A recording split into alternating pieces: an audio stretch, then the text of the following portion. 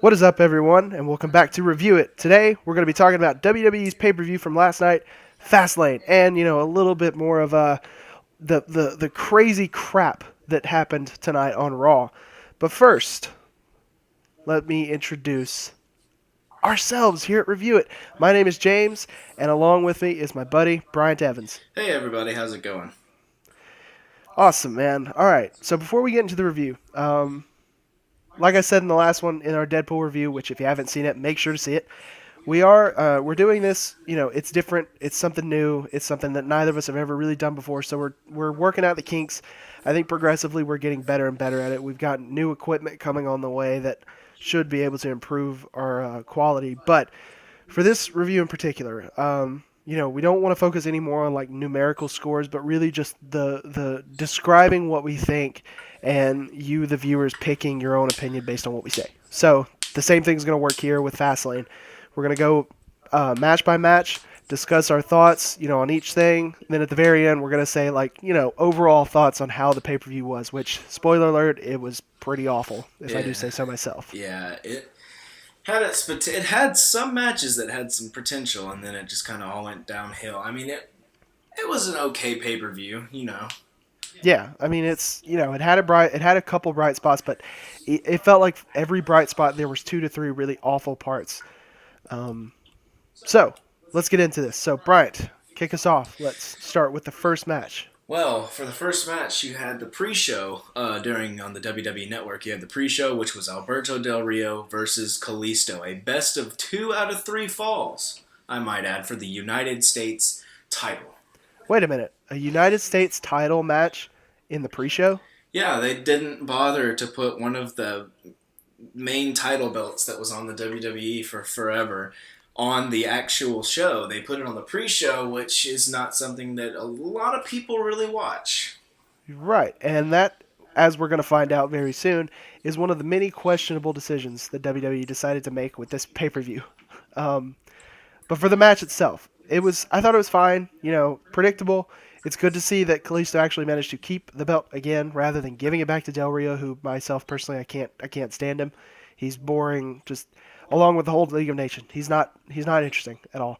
But I thought it was a decent match. It was fun, it was a pretty good pre-show. Yeah, the match itself was really good, but I mean, it just seemed it could have been better. They could have actually put it on the main list for the evening, and they didn't, and I don't see why they didn't. There was a lot of potential for the match. You had Kalisto, the champion, who everyone seems to enjoy. They like the Lucid Dragons, but Right. they chose to put that as the pre-show, and I don't think that many people got to see it, and then realized that it was on the pre-show and it was too late. Yeah, yeah. All right. What do we got next? Well, the first match of Fastlane that actually aired on television was a Divas match, nonetheless. Whoa. Yeah, they had a Divas match as the first thing on the Hmm. evening. And that was Becky and Sasha Banks versus Tamina and Naomi. Yes. What an Lot, awesome match. lot of bad blood there. They have been having a Yeah. little bit of a fallout the past couple weeks. Yeah. I was actually pretty excited for this one. Me, myself, personally, I really do want to see the Divas division get better. And I feel like WWE takes a few steps in the right direction and then it just falls apart again. And I really, really, really like Sasha Banks. Becky Lynch is sort of winning me over. Naomi, she's cool. Tamina, she's all right. They're doing okay. And I thought this was a really good match. Tamina seems to remind me of a certain character from a movie that came out recently. A superhero movie, I might add. Yes, yes, I agree 100%. For those of you who've seen Deadpool, you probably know what he means. But I mean, yeah, it was a good match. It was a good opening match. It was cool to see some divas get to open a pay per view, for once. But it was good. I thought it was all right. And it seems like Becky and Sasha really work well together, and I'm excited to see what they do in the future. What do you think about it? Actually, they won by double submission. Both Sasha had her bank statement, and Becky had the cross armbar. I cannot remember what it's called. I don't remember, but I thought it was cool. It was different than what we've seen. Um, but I mean, it like I said, it was a good match. Like it wasn't just um, it wasn't just because that I liked the people that were involved. It was actually like entertaining to watch. Um, yeah, I mean, I liked it personally. Yeah, it had. I think that it was one of the better matches. Actually, a Divas match being a better one of the better matches, and that's something that WWE hasn't really done in a while, having a diva match as one of the spotlights. Right. All right. What do we got next? The second match at Fastlane was Kevin Owens and Dolph Ziggler, two people that I am not particularly fond of, but I'll keep my opinions biased for now. I'll tell you one thing. Definitely not very fond of seeing them fight again. Yeah, for I the mean, what fifth time in forever, like yeah, they it's just like keep doing it. every Monday and every Thursday on SmackDown, these guys are fighting. So really, by the time that they finally do get out at a pay per view, it wasn't terribly interesting. Yes, this time it was for the IC title, which Kevin Owens won by surprise a Kevin week Owens ago. retained his IC title. Yes, he did. He beat Ziggler, uh, clean, pretty much. Yeah, I mean, while I'm tired of seeing these guys duke it out, it was still a decent match. Like it was, these guys are good performers, and I'm not a fan of Dolph Ziggler just like you, but I do like Kevin Owens simply for his in ring performance. You know, I will say the match was bearable. I could sit down and actually watch it and everything, but I just don't like Kevin Owens. And Dolph Ziggler's a jerk, so he always has been ever since he debuted. So, it was cool to see Kevin Owens retain his title. If I had to choose anybody, he would have retained it. Right, and we'll get into this later, but there are some rumors of a potential threat he'll be facing at WrestleMania that could actually end up taking that IC title from him, and I hope it does actually come to light. Um, but yeah, just another match that we've seen on TV. So, you know, at this point, the pay per view was already kind of starting to feel stale. But we'll get to that. Anyway, so speaking of bland matches, what was our next one?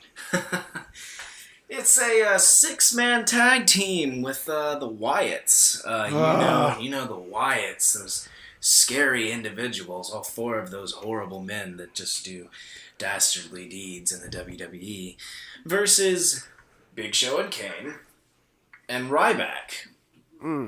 that's Uh, an odd match. Old Bray took a seat and let Roman, Luke, and Redbeard. Yeah, They let them all have their little way with the team of Big Show, Kane, and Ryback. yeah. This was an early on P break match, if you ask me. Yeah, Just boring, like boring, really boring. Surprise conclusion with Ryback winning. Ryback Oh, pinned Luke Harper. yeah. I mean, it was a surprising end, but a questionable one at the same time because, excuse me, it seems like WWE has been trying to push these Wyatts down our throat, much like another character who we'll get to soon. It feels like creative has just been throwing the Wyatts everywhere that they can possibly fit them in. So you'd think at the pay per view before WrestleMania that they would have the Wyatts come out on top over a team of big dudes, and in the end, no. The Ryback winning helps no one, really. It really doesn't. I totally agree. I don't.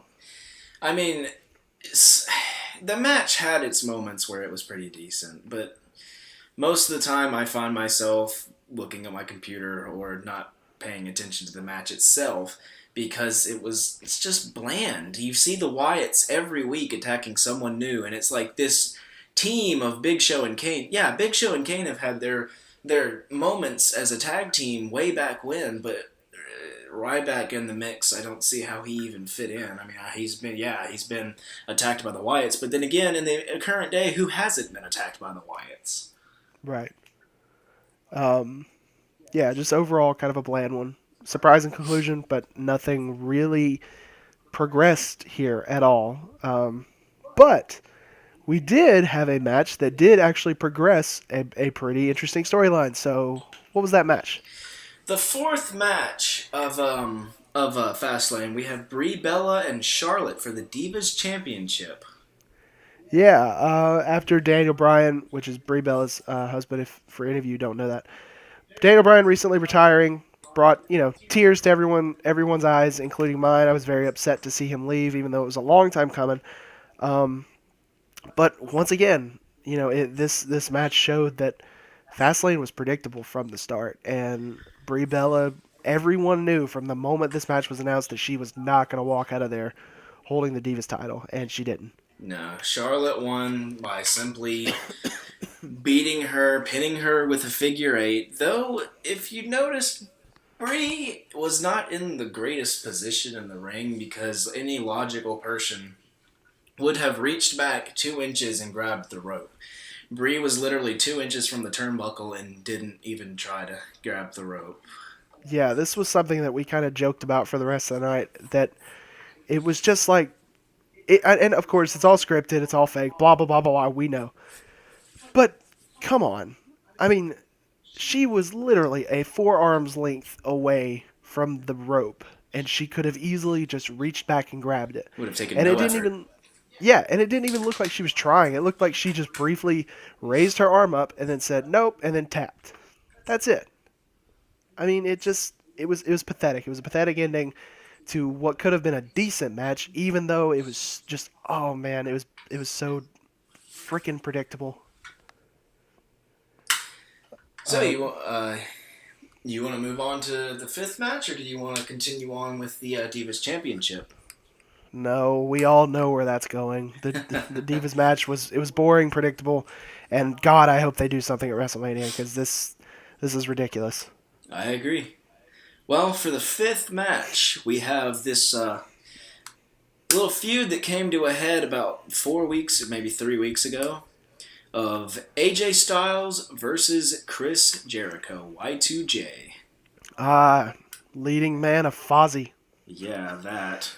Oh man. I thought it was a good match. AJ Styles, he can't. His debut was at the Royal Rumble. He can't just immediately be top tier. He's got to work his way up. And I think that the Jericho feud was a good starting point because Jericho recently has been known for letting a lot of guys pin him so that they can build their careers. And I feel like AJ Styles was, perfect for that. And Jericho did his job. That was to lose to AJ, and it was good. I I liked it. I agree with the two egos that were going to that match. Jericho, obviously, with his ego, and AJ Styles coming in there with his ego of being the underdog, the new guy. He came in and he submitted Jericho. Yeah, So, I mean, you get to submit Y2J. That's a put a dot on your resume that you can put down. It's like pinning Triple H or something back in the day. That was like a turning point for when you've arrived in the WWE. He beat a higher up veteran in a regular match and made him tap. So I mean that's a positive for AJ Styles. yeah. And originally I thought, when AJ Styles did actually do the Styles Clash on Jericho, and Jericho kicked out, I was kind of bummed out by that because I thought, that's AJ's main finishing move, and for Jericho to kick out of it so early in AJ's career, it just felt a little cheap. But the move that he ended up using on Jericho later, the submission maneuver, I can't remember what they called it. I feel like the kicking out of the Styles Clash was actually to increase the significance of AJ's submission maneuver to make that kind of his next big finisher. I agree, and I mean you get.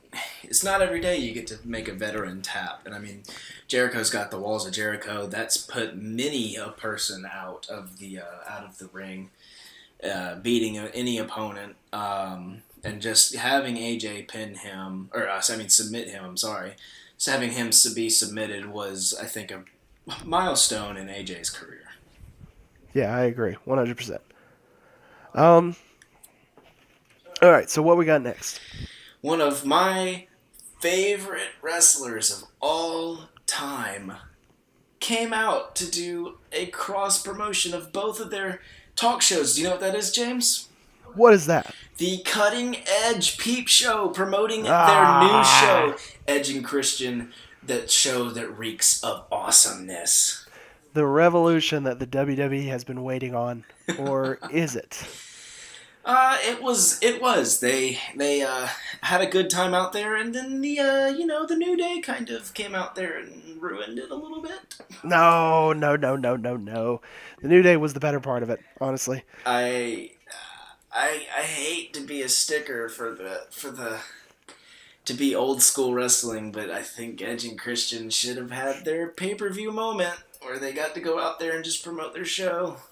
Well, I mean, they kind of did, and yeah, sure, the New Day did show up and interrupt them, but really, to me, that whole promo wasn't ruined till League of Nations, or should I call the League of Irrelevant Superstars, decided to show up and ruin even the New Day, Are you talking about the social ruining them. outcasts? No, it was the League of Nations who showed up. Oh, you said irrelevancy. I could have sworn. Oh, yeah, yeah, I get you.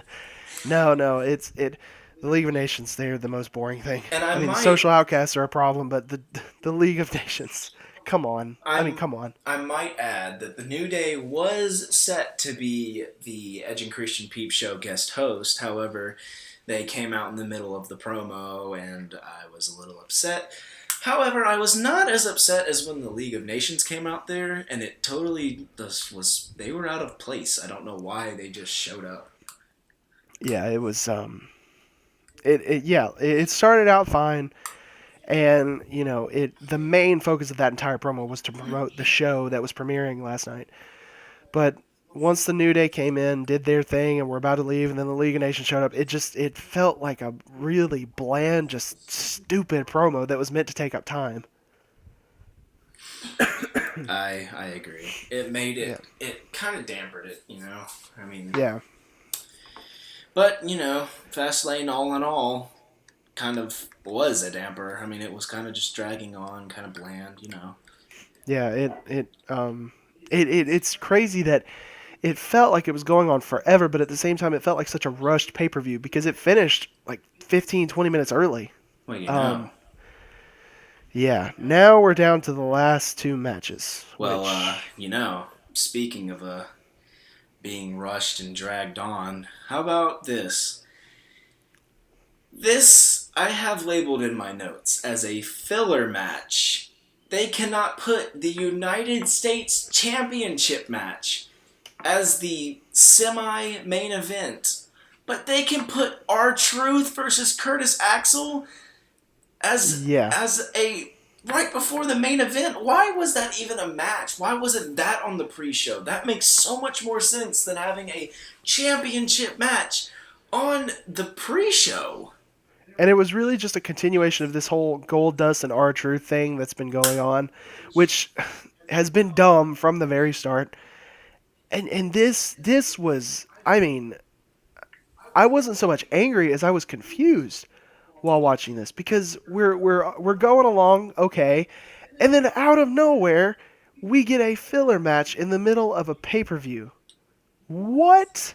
And the US title had been pushed to pre-show? I know you just said this, but it's like this made no sense at all. And the only way that this the only logical explanation for this happening, I think personally, is there must have been another match planned. Like maybe a month ago, maybe when John Cena came back early January, maybe there was another match planned, and with Cena getting hurt and having to go and get surgery, maybe they since then they've been trying to build something and it just couldn't happen, so they decided last minute, okay, we have to do this match.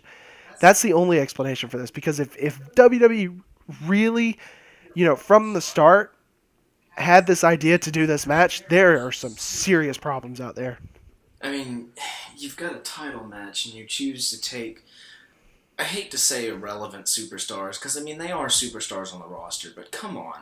When's the last time you've seen R-Truth or Curtis Axel or any of the social outcasts in a serious match before, much less on a pay-per-view right before a main event? I mean, Yeah. there was not a single champion in that match. I don't understand why they didn't switch that up with the filler match. I mean, the championship match. Why didn't they put the filler match on pre-show and let that be that. Let the title match be the part of the pay per view. Yeah, it was a big just mess. I don't even know how to look at this other than just being mad about it because it was enraging but confusing at the same time.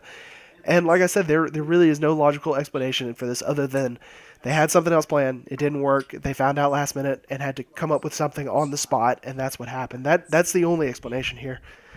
But I mean, it's just another example of WWE creative making a really questionable decision during a pay per view, and the pay per view before WrestleMania, no less. I wish they hadn't taken away Elimination Chamber. Yeah, I agree, 100%. But there's one match left. And that is the main event: Roman Reigns versus Ambrose and Brock Lesnar. Yeah, if you want to talk about a match that was predictable, let's look at this one because they do not get any more predictable than this. I said probably 2 or 3 weeks ago when they announced this that it's going to be Reigns and Triple H because they have to tie up this whole thing with Reigns going against the Authority, Reigns doing this and Reigns doing that, Reigns losing his title because of Triple H sticking his nose in the Royal Rumble, and man, that's a big thing to stick in the Royal Rumble. But it was so predictable. And I mean, I don't even like Lesnar that much, but I still wanted him to go on and fight Triple H. I mean, they've had that match before, and I thought that would have been a really good match. And I mean, you wanted Ambrose to win, but I mean, in all, we both knew Reigns was going to win. Yeah, and that's exactly what happened. And not only that, but the most infuriating part about it was that, um, sorry, there have been promos the past week and or two doing nothing but building this whole idea that Reigns is either going to have to choose Victory or Dean as his friend. Yet at the end of the night, they're still friends. They're still great buddies. WWE is constantly teasing this whole, oh, Reigns and Dean are finally going to have that rift that's going to pull them apart. But no, nothing happens. They keep coming back. They keep working it out. And the most infuriating part about this whole match, about Roman winning, other than the fact that it was just, oh my God, it was predictable, the fact that Dean Ambrose, his whole involvement in this match was pretty much limited to, oh, he's the only guy who can take the pin. That was his only reason for being in the match. And that just, it pisses me off. It annoys me to no end that this guy who the crowd really gets behind and a guy who is so talented, he literally is only in this match so that he can take the fall. And like you said, he's the fall guy. I mean, you can't pin Lesnar. WWE's put Lesnar to be an immovable force and an unstoppable object. You can't pin that guy. Exactly. You can't pin your monster of the WWE. You can't pin the beast. And Yeah. I mean, even this, the match started, and I was sitting there going, Brock has sent them to Suplex City 11 times. I think it was more than that. Wasn't it like 12 or 13 times total? It might have been, but still, I can understand. I figured Dean and Roman would team up on Lesnar. I knew an announce table. As soon as I saw a third announce table, I knew that one of them were going to be broken. And ended up two of them getting And broken. it was two of them that got broken. And then Lesnar being buried under the rubble of the two tables, which I kind of thought was both funny and it kind of made sense, maybe, keeping the Beast down so they could have their big one-on-one match. But then it just turned out Dean got thrown out by Lesnar again, and then it was Reigns and Brock. And then Dean came in with a chair, started taking some heads off with the chair. And you've been making a point, as we've been talking about the points to make in the podcast, how I'm going to let you explain it. But with Dean hitting Lesnar and Reigns with the chair, what are your thoughts on how that match ended? So I am not a fan of Roman at all. Like, a month or so ago, actually, no, let's say around Survivor Series, when the whole feud between him and Rollins was being built up, I kind of started to like Roman a little bit more. I was starting to warm up to him, thinking, he's not that bad. His mic skills are terrible. His in ring performance is kind of boring, but I don't know, there's something about him. But now that the entire attention has been focused on him, I've been noticing a little bit more and more that this dude, not only is he bad at selling his own moves, he's bad at selling moves from other people. And what I mean by that, Dean comes in with a chair, right? Takes off Lesnar's head a few times. Then he beats down on Roman. 3 or 4 chair shots. Roman is on the ground. Doesn't look like he's getting up that quickly. He turns around, hits Lesnar one time. Turns around. Roman does an automatic spear. They show a replay, and Roman does a few little oh, ow, oh, as he's getting hit with the chair shots. But it seemed like the moment Dean's back turned, Roman hops up like nothing bad happened. And God, it's just this dude's boring. Roman is boring, and I really wish. Sorry, guys, my cat is flipping out right now. Sorry about that. It's just Roman's boring. He's so boring. This dude has no personality. He has no in-ring style, honestly. I mean, his finishing move, for gosh sakes, is Edge's finishing move, but like boring. Everything Roman does is something that other people have done, except his version is boring. That's just how it is. And he puts me to sleep every time. And in the final few seconds of this match, he has an opportunity to make this thing a little bit more intense by having Dean hit him a few times and have him, kind of make this thing intense. There was 13 minutes left in this pay-per-view. They had time to fill out. And Roman just hops up, spears him, pins him. Done. 1, 2, 3. It's over. Well, the match ended, and that 30 minutes was taken up by Triple H's nose as he came out to the ring to just simply stare at Roman Reigns. That was all he did. He didn't have a mic. He didn't come out there and be like, "I'm still gonna beat you at WrestleMania." Da, da, da. No, he just stood there, held his belt He up, just stood there. stared at him. It was like, man, what were they doing? What happened with this whole thing? This pay-per-view could have been really good. This triple threat match could have been really good. It could have gone against the expectations that every single person in that building and watching at home had, and that was that Roman Reigns is going to win, obviously. But even then, they opted to take the most obvious thing that could possibly happen, and it shows because it was boring. I mean, given honestly to me, that was the best match of the evening. And as a main event, it really should be the best match. However, they should have done a little bit more with it. It shouldn't have been so predictable. I mean, get Roman.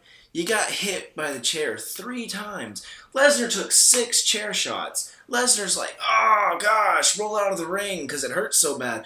Reigns just sat there. He could have rolled over to the turnbuckle and helped himself up while Dean was taunting Brock because they have their whole feud going on right now. And then he could have ran off and speared him. But instead, you've got Roman Reigns. Oh, 3 chair shots. Never mind, I'm fine. Just jumps up and spears through Ambrose and pins him to win, and go against Triple H at WrestleMania. Yeah, it was a boring conclusion to a boring pay-per-view, predictable, and that's the worst thing that a WWE pay-per-view can be. It can be, it can go against what you want to happen. It can be annoying. It can have annoying matches, but the worst thing it can do is be boring or be incredibly predictable like this one was. At no point during this entire thing did I go, "Oh man, didn't see that coming." It was every match was called from the beginning, and that's just a problem. So, do you have anything else to say about Fastlane or Raw? I've said this about a lot of the matches from Fastlane, and some of them had potential. Some of them were decent to watch. I mean, you had some of the matches that were decent. I mean, I enjoyed watching most of the pay-per-view, but in all, it just wasn't that great of a pay-per-view. It was very bland, very predictable, and I hope that other pay-per-views don't follow. And please bring back Elimination Chamber. It's so much better than Fastlane. All right, well, thank you all for watching. Make sure to check out our Deadpool review if you haven't.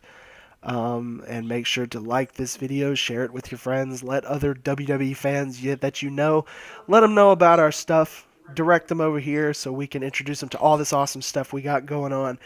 Thank you guys for watching, and we will see you on our next thing, which will definitely be the beginning of our weekly show. Still don't have a title for it yet, but as I said before, we got some equipment coming that's going to be a big help.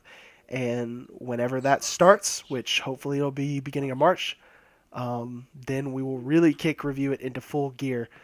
So, thank you all for watching. I know I've said that a lot, but I can never say it enough. Thank you all, and we will see you next time. Bye.